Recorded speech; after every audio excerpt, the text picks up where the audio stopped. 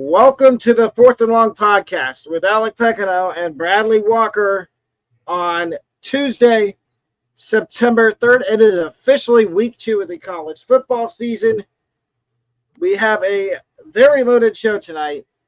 So why don't we get right into it with our upset picks. I will start with my upset picks first. Okay. I have Mississippi State plus 2.5 to upset Arizona State. I was very unimpressed with Arizona State on Saturday night. They cost me, though, because I had Wyoming covering, and obviously, as you saw by the score, Arizona State won, but they only won 28-7, which leads me to believe that one of these next couple of weeks, they will get upset by somebody. And I think they're going to get upset by Mississippi State. Next, I've got South Carolina twice because I've got another show that I'm doing after this. And I have the over-under for that game. But I think Kentucky will get upset by South Carolina. And the point spread is South Carolina plus 6.5 to upset Kentucky. Because all I've heard all offseason is how Kentucky's ready for South Carolina. I don't think Kentucky's ready for South Carolina in Lenore Sellers. I don't. And then my last upset is North Carolina State plus 8 to upset Tennessee. I tell you why. Nico is one of my – I'm going to spoil that right now. He's one of my players to watch for week 2. I watched that game. I was not impressed at all because it was against the FCS team. Do that against real competition. And that's what Tennessee's got this week. And then you go next.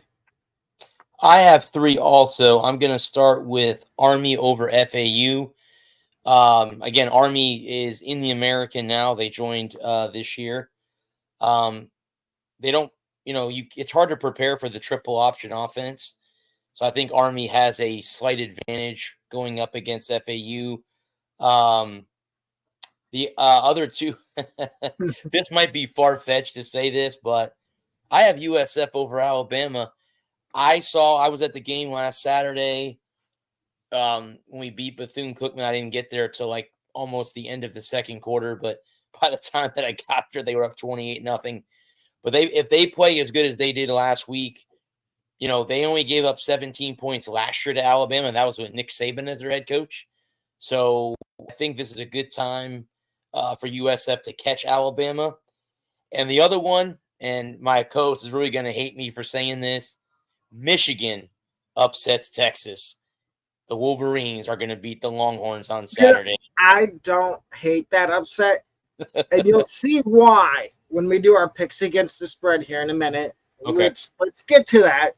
My first one is actually, and these are all these picks against the spread I'm doing are, of course, teams that are the underdog. And my first one, you just talked about how it's an upset. I think Michigan plus 7.5 to cover the spread against Texas. I think Texas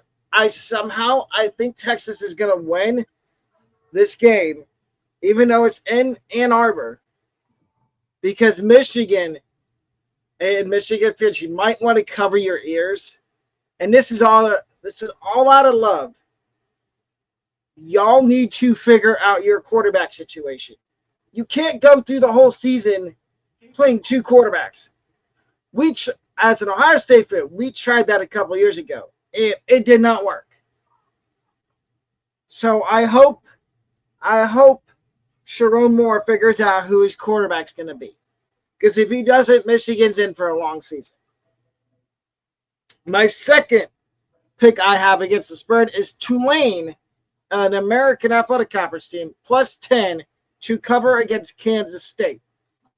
Now, This is not a. I don't think this is a rivalry game, but it's a big time out of conference game, and I like Tulane to cover the spread here, but it's at K State. I believe. No, it's at Tulane, but I think Kansas State wins, but I think Tulane will cover the spread. And in my last pick against the spread, yes, I'm going back to the well again. I'm taking Michigan State +8 to cover the spread against Maryland. I'm sorry, I don't trust Maryland to cover here or win. I like Michigan State. I know they looked horribly awful against Florida Atlantic last week on Friday. I ended up watching some of that game. Aiden Childs looks really good. Now you go. I'm going to go, but I have this one as an upset pick, but I can't do that because I'm going to take SMU over BYU. The Mustangs are a 10.5-point favorite. I will take that all the way across the board. I think they're going to cover. And I also believe the over-under is 55.5. I'll take the over because I think both those teams can put points on the board. But I like SMU. They're 2-0, and then they're in a new conference in the ACC. I like that one. The other ACC matchup I like is Duke is an underdog to Northwestern. I'm going to take the Blue Devils. They're only a 2.5-point underdog, but I'm going to take Duke on the road. Yeah, I'm going to take Duke on the road. Yeah, I'm going to say this before we go to over-under. Mm-hmm. I was very unimpressed with Northwestern. I turned on the Miami of Ohio Northwestern game because, as you know, last week I had Miami as an upset pick. Yes, you Miami did. of Ohio. Yeah, ugly. It was 3-3 going into halftime. And then I turned it off. I'm like, there's no way I can watch a game that is this boring. Okay, so my over-under picks. My first one is UTSA and Texas State. The total is 63.5. I think that there will be a lot of points scored in this game. And I think if I'm a betting man, I'm taking the over 63.5 easily. Next one I've got is, of course, as most people know, this is a game I'm going to be at in the press box. Marshall and Virginia Tech. The the total has been moving throughout the week. It was 47.5. Now it's up to 50, and I'm going to say something after we're done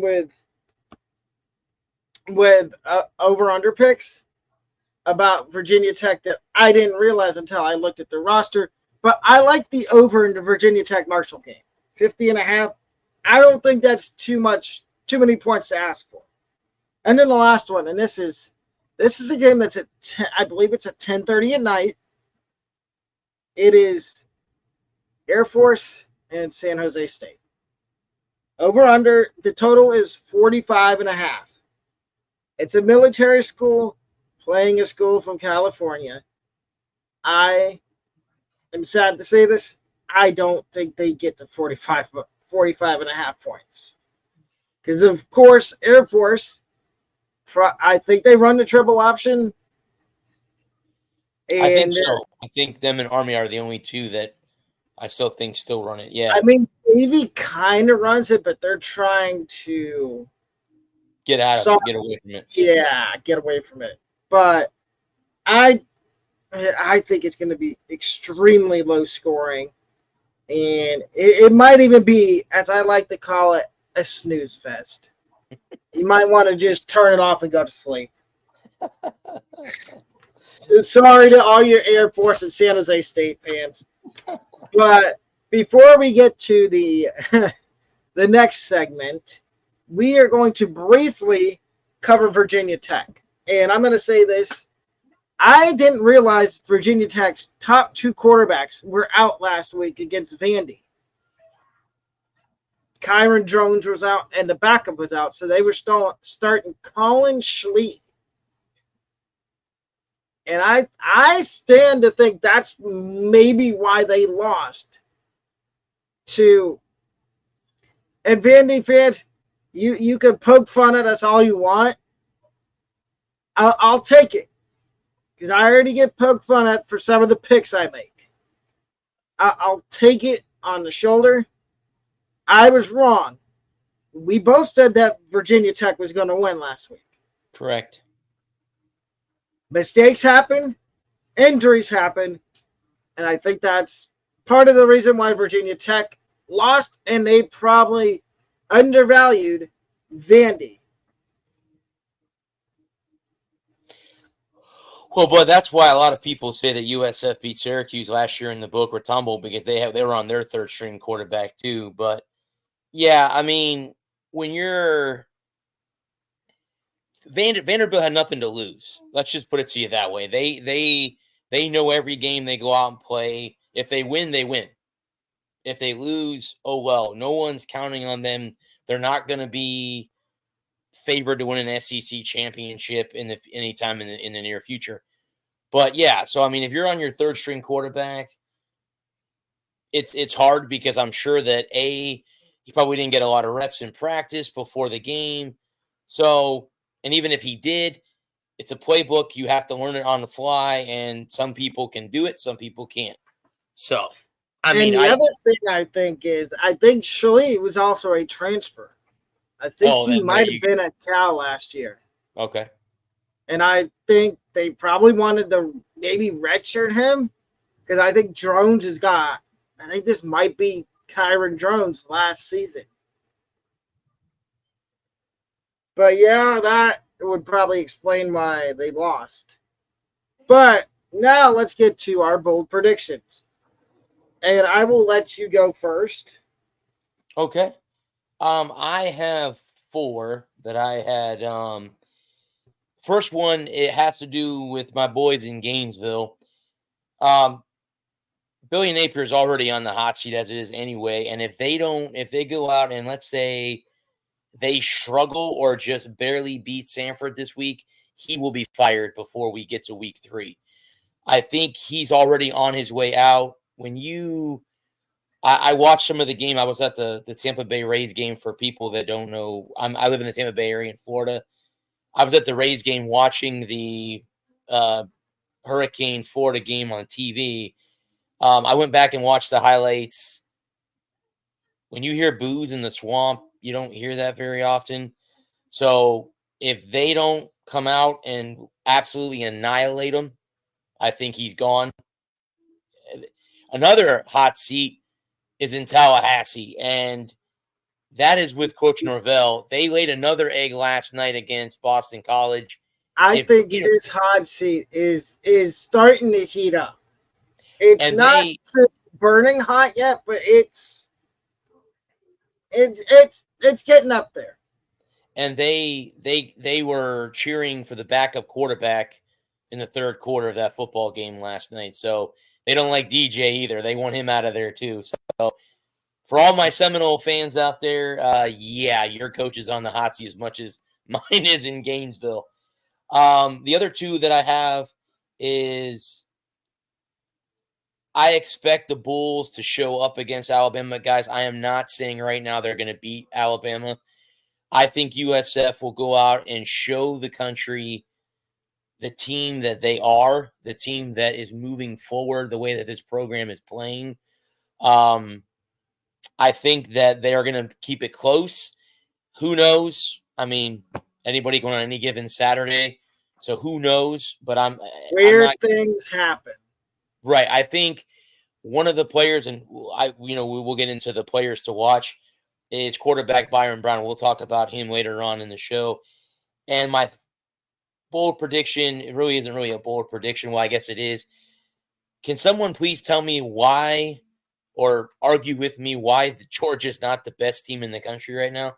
Because I don't think anyone right now, after what they did to Clemson on Saturday, can prove and tell me that they're not the best team in the country right now.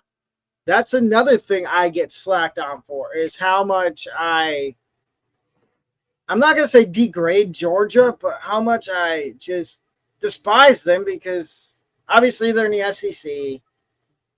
And most of the time they play the cupcake non-conference schedule. But let me get to my bold predictions. My number 3 bold prediction, and it's the game I'm going to be at. I think Virginia Tech wide receiver Ollie Jennings goes for 150 yards against Marshall. I watched some of the tape from Marshall's first game, which started late because, of course, there was bad weather in West Virginia, just like there is around the whole United States this time of year. Marshall's defense looked, at times it looked good, but their secondary is extremely young. And I think Virginia Tech, if they want any chance to beat Marshall, I think they're going to have to throw the ball, and Jennings is going to be the main receiver. My number 2 bold prediction, and I just talked about this game in my picks against the spread. I think Michigan State upsets, and you can laugh at me all you want in the comments. I think Michigan State's going to upset Maryland, and then Mike Loxley's hot seat ends up heating up even more.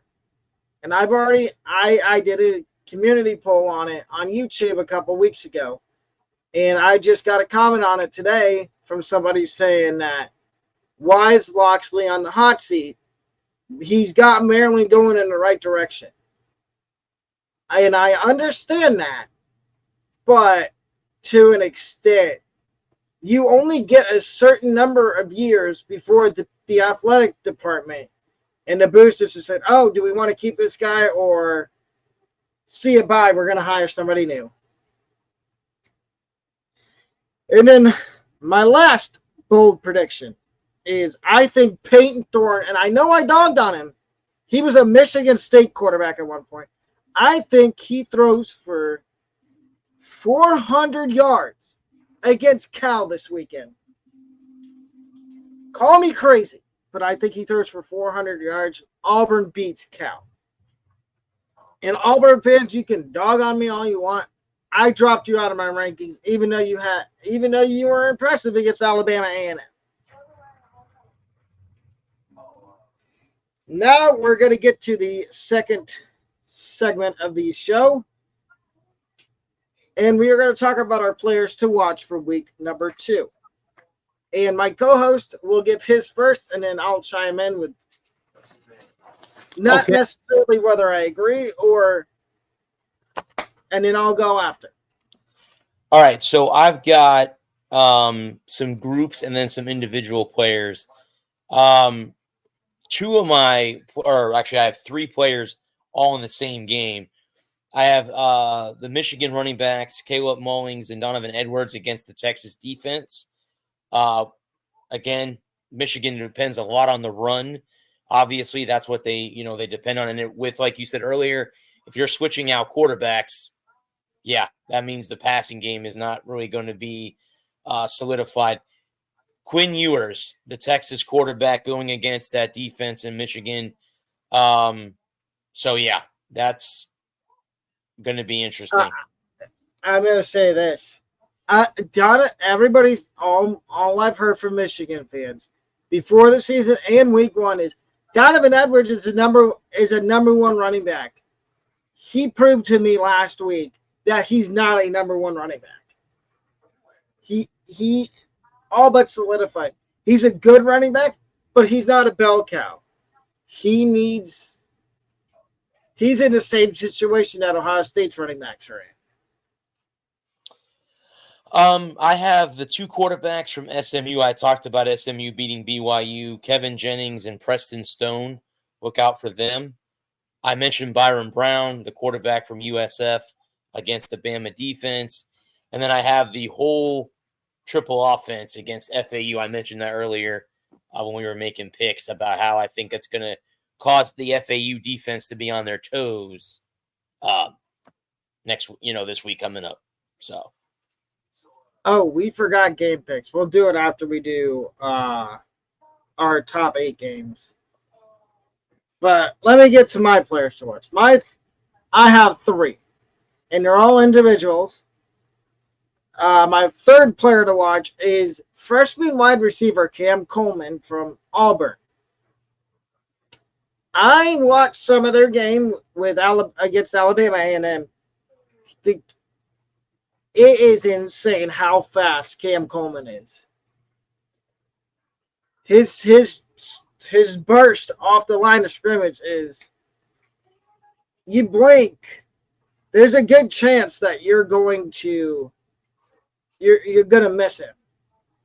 Number 2, Grayson McCall, North Carolina State.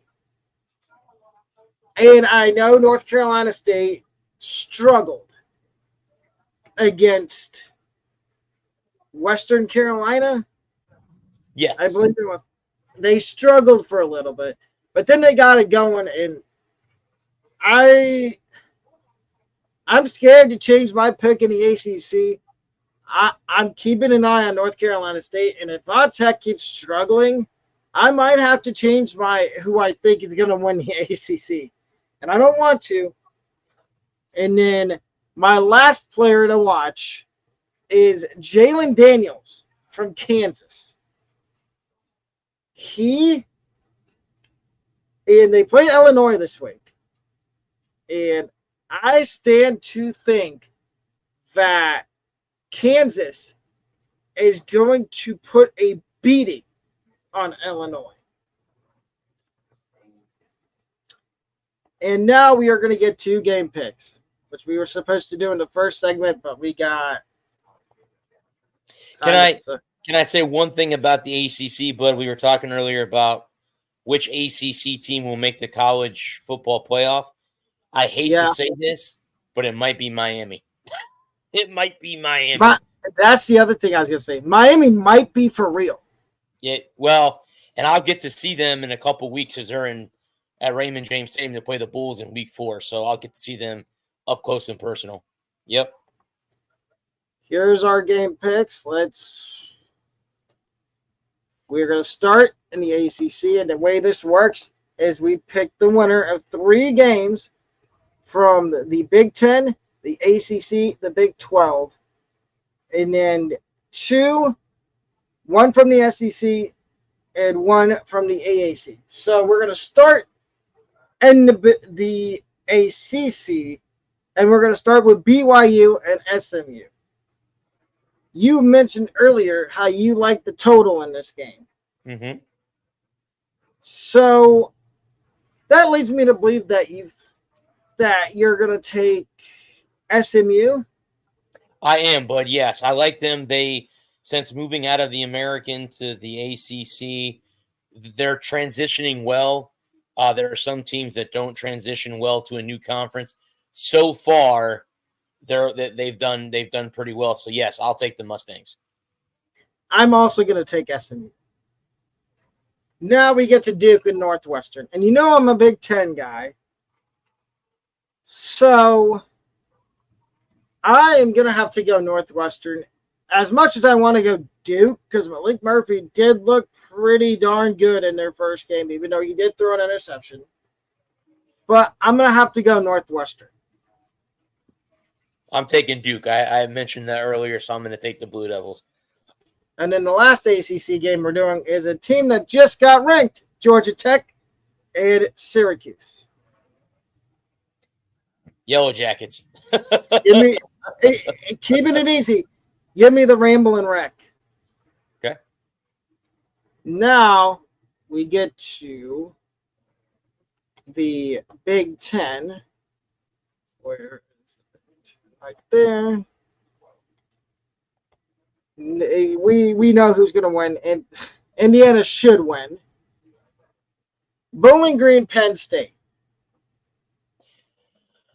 But do you think that we underestimated Penn State last week? Because they played a heck of a game against West Virginia, and they showed what kind of team they can be.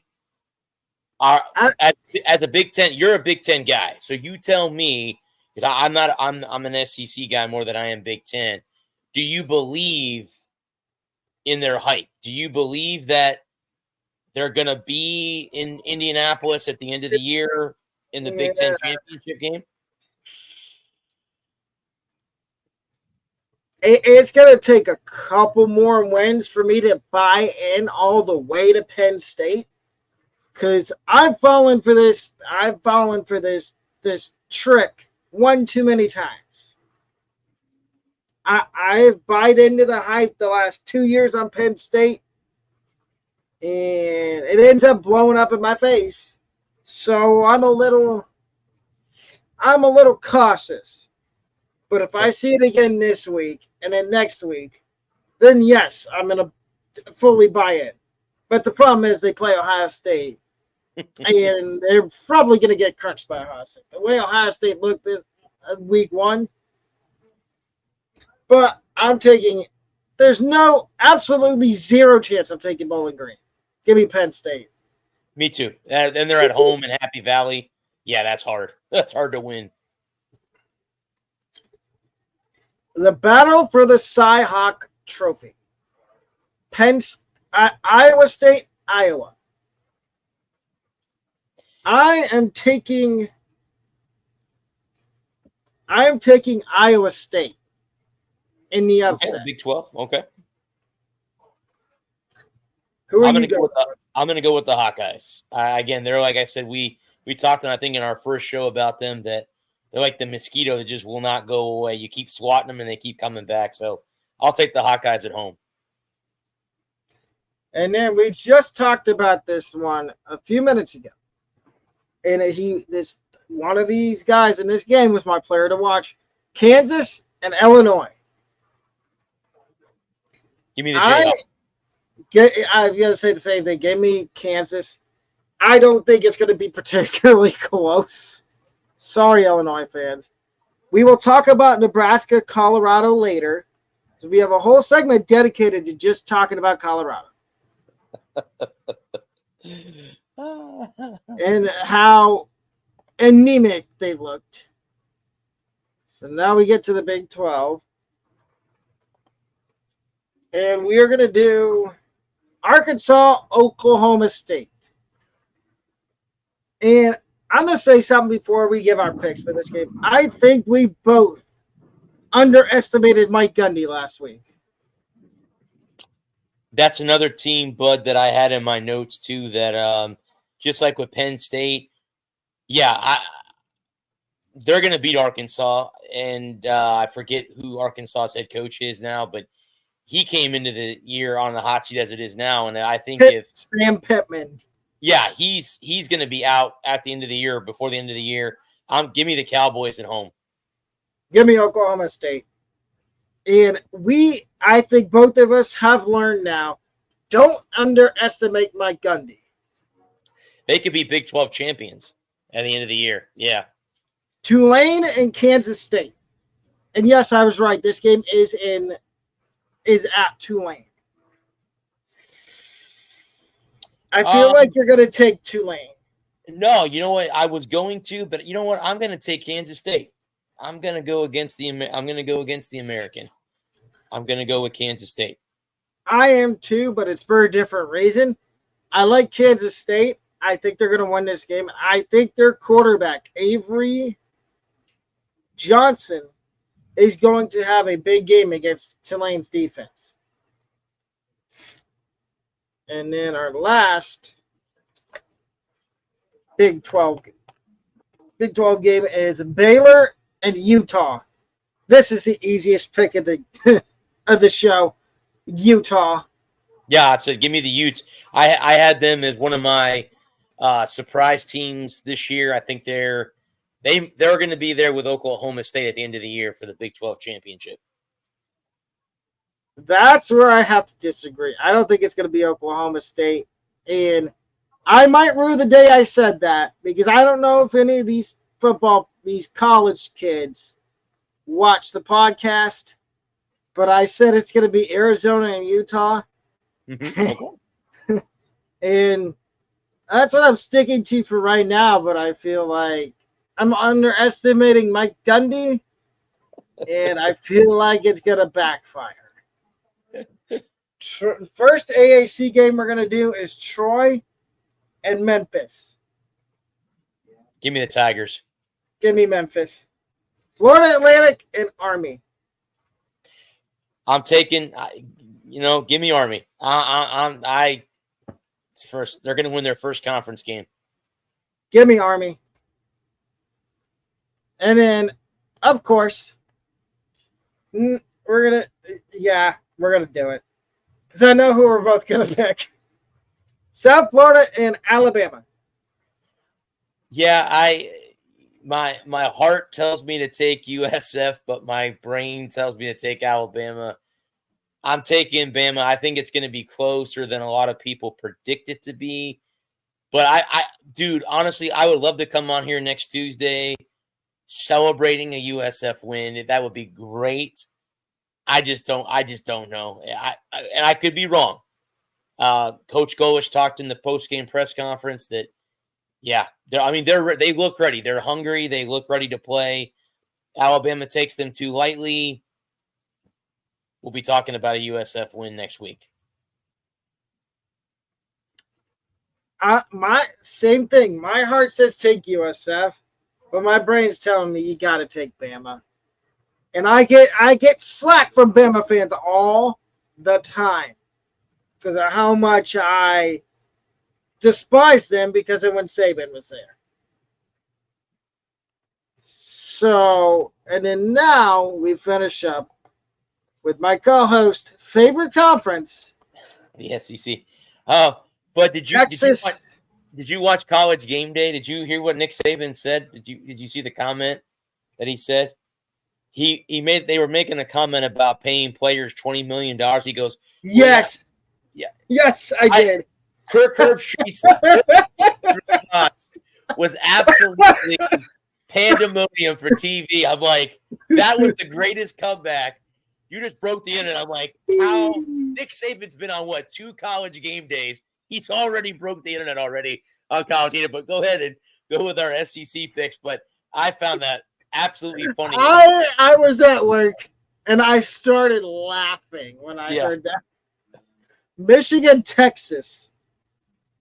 I'm taking the blue. I'm taking Michigan on. They're at home. I know they're having quarterback issues, but they're going to put enough pressure on Texas and Ewers. I think he's going to make the mistake. Michigan will win. Give me Texas, even though I think Michigan covers. And see, this is what I mean about the SEC. Look who A&M plays. Look who Georgia plays. Cupcake. But we're going to do Cal and Auburn. Give me Auburn. Yeah, give me the Tigers too. That's another team that I think coming into, when the SEC was split in West and East, Auburn always gave fits with the West. So I like the Tigers, and they're at home as well. Cal's got to come all the way across the country to Alabama. I like Auburn. South Carolina and Kentucky. I talked about this earlier, if you recall. I don't think Kentucky is ready. Give me the Gamecocks on the road. I'll take South Carolina. I'm going to say this before I make my pick. Like I said a minute ago, I don't think Kentucky is completely ready for the duo of Nick Harbor and Lenore Sellers. Give me South Carolina. Oh, and I forgot that South Carolina also has a former Arkansas running back in Rocket Raheem Sanders. So give me South Carolina.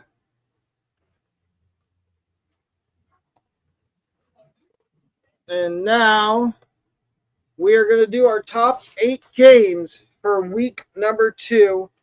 And I will let you give yours first. Okay.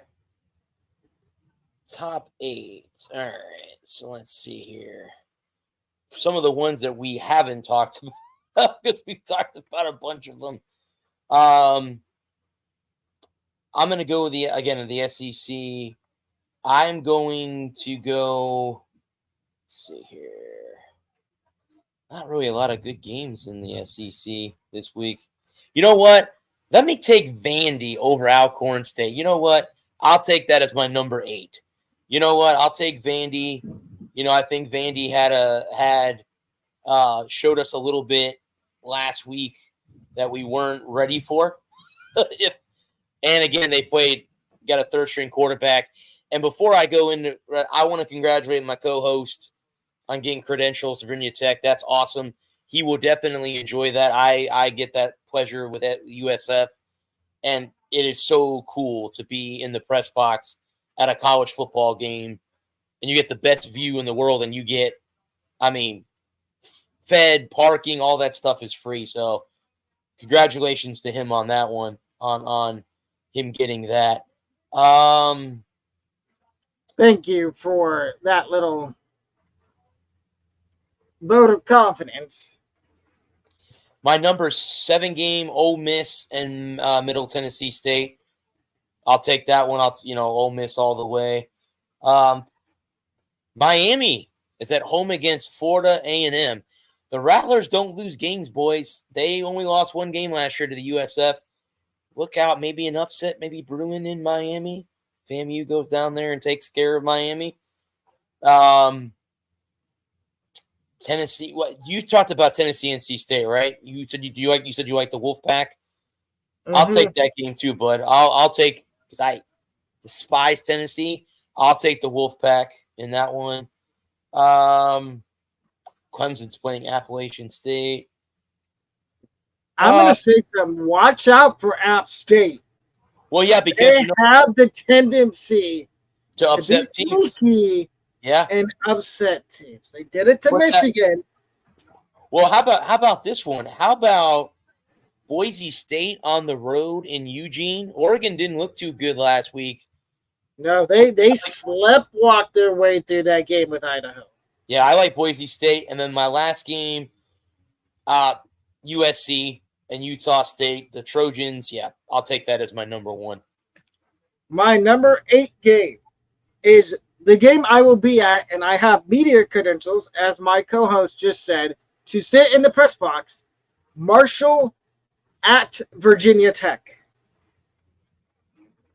And I truthfully think it's going to be a really good game. But there's a few other games that are going to be good. So that's why it's at number 8. Number 7, and we just made a pick for this game a minute ago. K-State, Tulane. Big, huge non-conference game for Tulane. If they can beat Kansas State, they might put themselves in a good spot to be a participant in the college football playoff. My number 6 game, it's another game we just made a pick for. It is Iowa State and Iowa. The weirdest rivalry game name. It's a battle for the Cy-Hawk Trophy. I don't understand where they got the name from, but nevertheless, I think it's going to be maybe one of the best games of week 2. My number 5 game is Auburn and Cal. This was a close game last year when Cal was still a member of the Pac-12 at the time. As we know now, Cal is now in the ACC. I think Auburn and Cal are going to put up a lot of points. I think it's going to be a good game. My number 4 game, and I think my co-host is going to like this. It is South Florida at Alabama. I think it's going to be a really good game because I think, like my co-host mentioned a minute ago, USF is hungry. They want to prove. They should have been one of the teams chosen for conference realignment. My number 3 game is Tennessee versus NC State in Charlotte, North Carolina. And I've said this about every other game. I think this is going to be a good game. Number 2, I know probably going to be a boring game because Kansas is probably going to put up 50. Kansas, Illinois. And then I'm going to round it out with the big one at the big house, where College Game Day is unfortunately going to be this week. Texas, Michigan. I think it's going to be a really good game. And now we get to the final part of the show, and we are going to first talk about Colorado and how do we put it?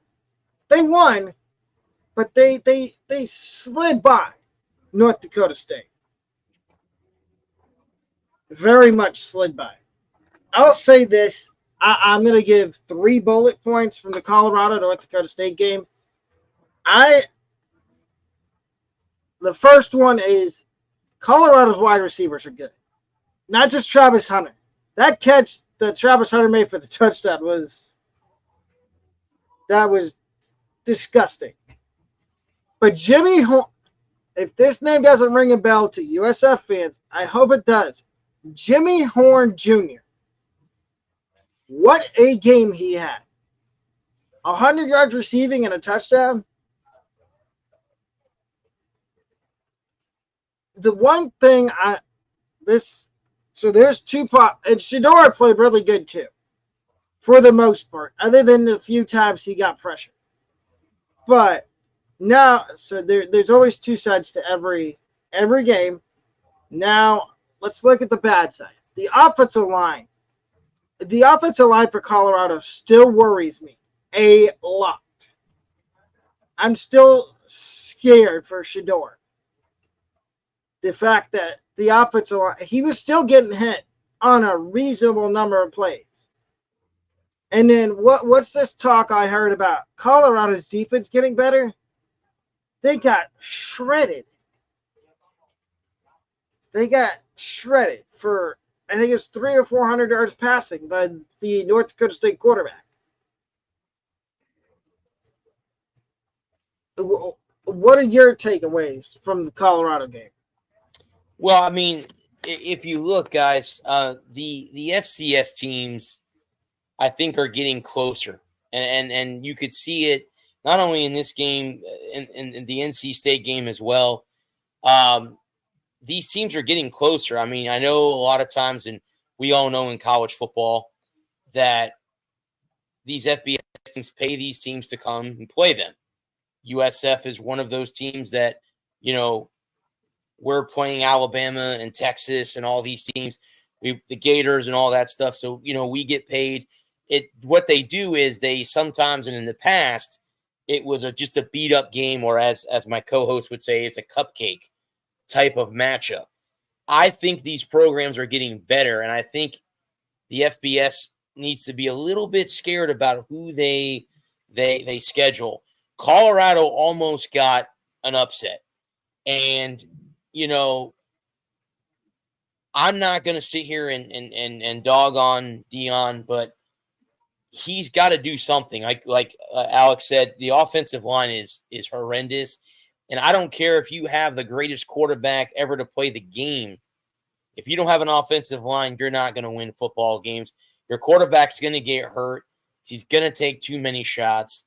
So, and just like he said, too, the defense was horrible.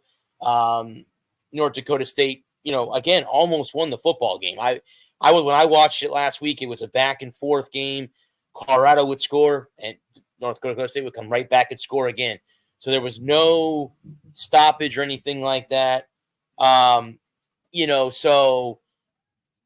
Colorado needs to find something because it's going to be a long season. And again, the way things are going right now, would it be interesting if FSU has a bad season and they fire Norvell, and then Colorado has a bad season and Dion goes back to FSU?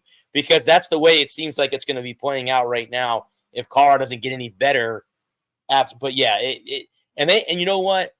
We all sit here and dog on Nebraska. I think I had Nebraska's quarterback last week in our players to watch. Don't be surprised if Nebraska doesn't beat them or gives them a ball game this Saturday. I would agree, and let's talk a little let's give a semi-preview of Nebraska, Colorado. These two teams played last year, and I would say it was a relatively good game, but I'm right there with you. I don't think I'd be surprised if Colorado ends up getting beat. And this is another game between two teams that I have ranked in my rankings. But I'm very, very wary, very, very scared about Colorado getting upset here. Very much. And for those people that don't know, if you want to see my rankings, they're up on my YouTube community polls. You can tell me what teams I missed out on, what teams shouldn't be ranked. But, and then the other game we're going to preview is Michigan and Texas. I think, and I want to know what you think, I think this might be the game of the week. Honestly. I know most people say that it's Nebraska, Colorado. Well, don't count out the Iowa State game either. Again, it's a battle for a trophy. Those games are always interesting, but I would have to agree with you. But I think the most eyeballs are going to be on the Michigan-Texas game, being that you have the defending national champions against a team that's coming into the SEC this year. So, yeah, I would agree that it could be the game of the week. And I'm going to watch the USF game at a USF watch party. I think the Michigan game is on before. Are they on at 3? What time does that game kick off? Or is it a night game too? No, it's a noon. I think it's noon. Oh, it's a noon? Okay, so I'll get to watch it before I go to the – okay. I'll get to watch a little bit of it before I go over to Virginia before I go to the Va-Tech game. Cool. But let's give score predictions for those two games. I think you'll be surprised. I think Nebraska is going to beat Colorado 35-21. I think Dylan Raiola carves and picks apart that Colorado defense. I'm going to go to I do have Colorado as one of my upsets in another video I'm doing. So, but I do think this, like we've been saying, this is going to be a good game. These are just score predictions. But go ahead. I was going to say, but I'm going to double it up. I'm going to say Nebraska 42, Colorado 21. I think, like you said, I think the problem that Colorado's going to have is stopping Nebraska on defense. I think they score 6 touchdowns. I think it's 42-21 is the final. And then Michigan, Texas. I'll let you go first with your score prediction. I think this game is going to be close because both teams have good defenses. Both teams also have, again, I know the Michigan struggled last week with their quarterback. They got a good running game, and they're at home, which if this was in Austin, it'd be a little bit different with the weather being warmer in Texas than it is in Michigan at the current moment. But I like Michigan, and I'm going to say this. I think it's going to be very close. I'm going to go 24-21 Wolverines. Okay, I'm going to go 48-45 Texas. But like I said, I think Michigan does cover. And I think that's a wrap on the podcast for tonight. There will be no podcast the rest of the week, as I will be, as most of y'all know, I will be in Virginia for the Virginia Tech Marshall game. I will be doing vlogs that whole time I'm there, but the podcast will be back next Tuesday. For Bradley and Alec, we are signing off for the night. We will see you next Tuesday. Have a good night, guys.